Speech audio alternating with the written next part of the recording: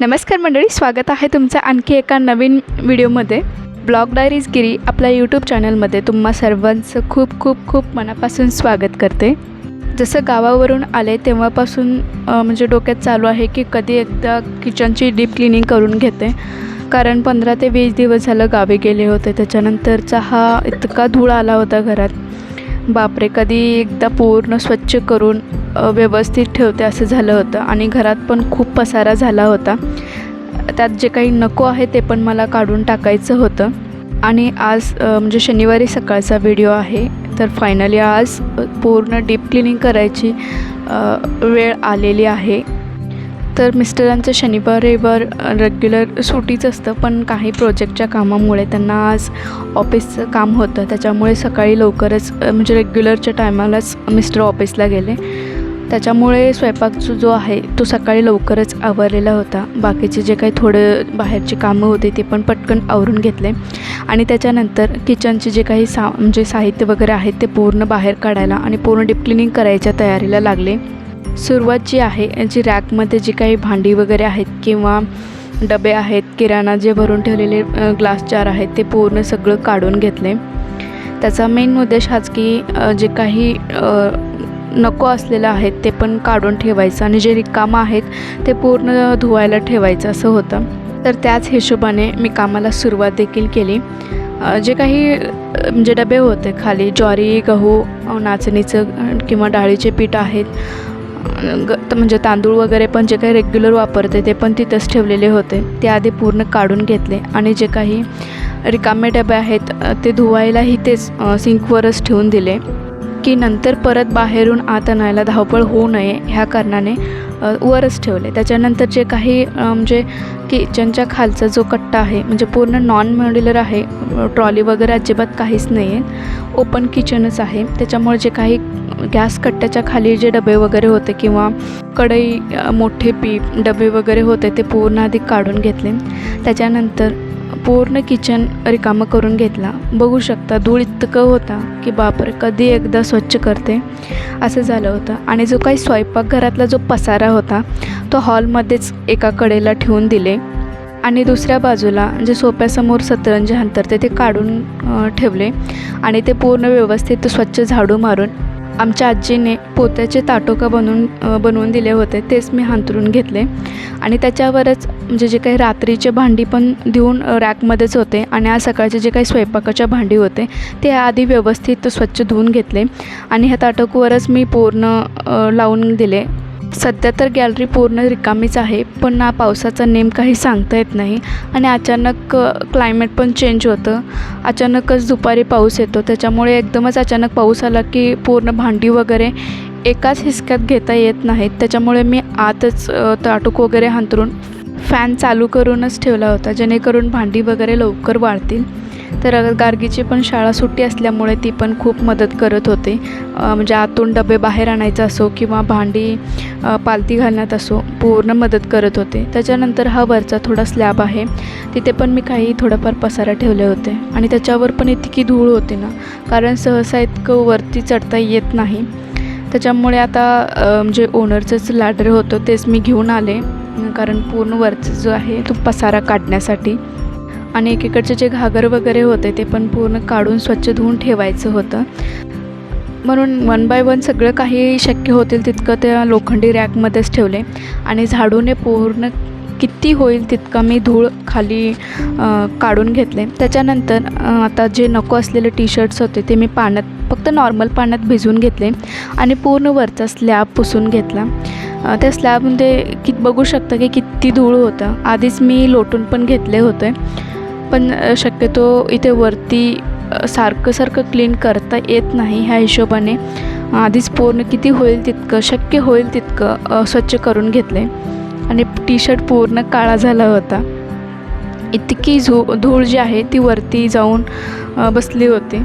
तर असंच करत पूर्ण स्लॅब पण पूर्ण स्वच्छ करून घेतले. आणि एका कडेलाच पूर्ण जे काय आहे भांडी असो किंवा जुनी शेगडी आहे, जे नको असलेले भांडी वगैरे आहे ते पोत्यात भरून एकाच कडेला ठेवले. आणि एका कडेला पूर्ण रिकामा करून ठेवला. कारण जेणेकरून आणि परत काही जास्तीचे सामान जे खाली आहे ते नको असलेले आहेत ते परत पोत्यात भरून किंवा प्लास्टिकचे डबे असतील जे काही असतील ते ठेवता येईल ह्या हिशोबाने. त्याच्यानंतर जो त्याच्याबरोबर अपोज गॅस कट्टा आहे तर ती जे टाईल्स आहेत ते पण पूर्ण खराब झाले होते, कारण 2 महिने झाले व्यवस्थित वरचं काही क्लीन केलं नव्हतं आणि एक्झिस्टिंग फॅन बघून तुम्हाला वाटलंच असेल की किती घाण झालेलं आहे. तर माझं रेग्युलरचं जो सोल्युशन आहे तेच मी रेडी करून घेतला होता. थोडंसं गरम पाणी करून घेतले ह्यावेळी, कारण इतकं घाण वेळ नव्हता आणि लवकर निघेल ह्या हिशोबाने थोडं कोमट पाण्यात विनेगर, बेकिंग सोडा आणि डिश लिक्विड मिक्स करून घेतले आणि त्याचाच स्प्रे असो किंवा मोपमध्ये हे करून पूर्ण वरचे टाईल्स वगैरे असतील ते पूर्ण स्वच्छ करून घेतले. ह्या एका सोल्युशनमुळे इतकं लवकर आणि पटपट आणि इतकं क्लीन होतं ना, म्हणून हा एकच सोल्युशन मी रिपीट यूज करत असते, कारण प्रत्येक गोष्टीला हा खूप मदत होतो आणि पटकन होऊन जातो. तर एक्झिस्टिंग फॅनला तेवढंच मी पूर्ण जे तारेची घासणी असते त्याच्याने पूर्ण घासून घेतले, कारण पूर्ण जिगट झाला होता आणि आता एक 15 दिवस झालं म्हणजे स्विचबोर्डमध्ये काय इश्यू आहे माहिती नाही की तारेमध्ये काय इश्यू आहे माहिती नाही, त्याच्यामुळे मी यूज पण केला नव्हता आणि ते बाहेरचा जो धूळ आहे त्याच्यावर परत जास्त येऊन ते पूर्ण घाण झाले होते. तर कसंही आता हे पूर्ण टाईल्स वगैरे क्लीन करून झाले, एक्झिस्टिंग फॅन पण आवरला.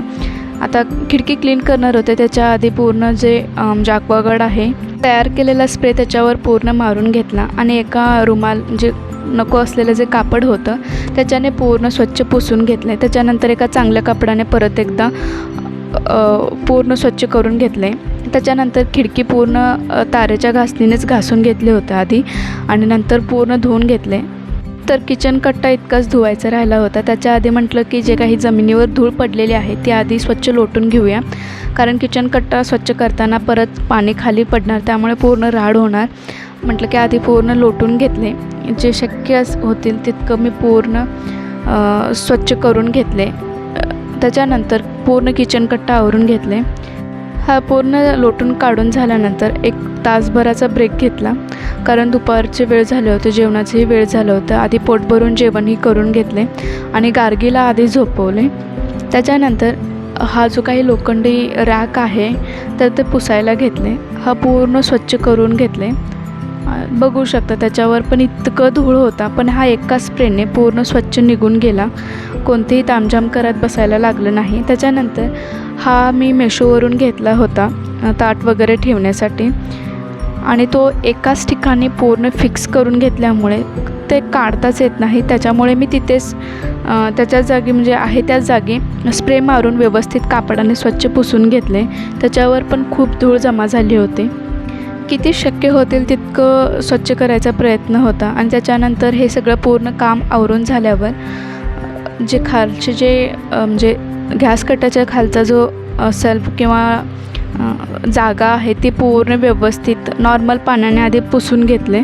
त्याच्यानंतर मिठाचं पाणी आणि थोडंसं विनेगर घालून परत एकदा पुसून घेतले, कारण विनेगरच्या स्ट्रॉंग स्मेलने झुरळ असो किंवा मुंग्या वगैरे लवकर होत नाहीत. हे पूर्ण काम आवरता संध्याकाळचे कधी 5:30 वाजले समजलंच नाही. चहा करायची वेळ होती, कारण मिस्टरही घरी आले होते. तर हॉलचा उतार बघू शकता, एकीकडे धुतलेली भांडी आहेत आणि एकीकडे जे रॅकमधले जे सामान आहेत भरून ठेवलेले, म्हणजे जे काही पूर्ण डबे भरलेले आहेत ते तसेच आहेत. ते पूर्ण रिकामं करून धुवपर्यंत खूप वेळ होतो, म्हणून हे काही रिकामं करत बसलं नाही. ज्यावेळी रिकामं होतील त्यात परत एकदा 15 दिवसांनी हे डबे धुता येतील ह्या हिशोबाने फक्त पुसून ठेवायचं काम चालू होतं.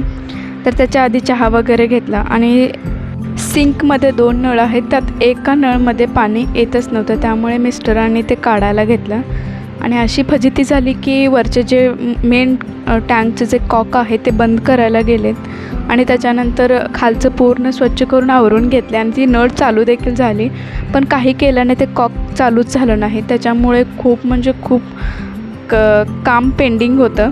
तर राहिलेलं काम उद्या करता येतं ह्या हिशोबाने मी जास्तीचं काही व्हिडिओ करता गेलेच नाही. तर चला, बघणाऱ्या प्रत्येकाला मनापासून धन्यवाद म्हणत आजचा मिनी ब्लॉग मी इथेच संपवते. व्हिडिओ आवडल्यास नक्की लाईक, शेअर आणि सबस्क्राईब करायला विसरू नका. भेटूयात नेक्स्ट व्हिडिओमध्ये. तोपर्यंत धन्यवाद.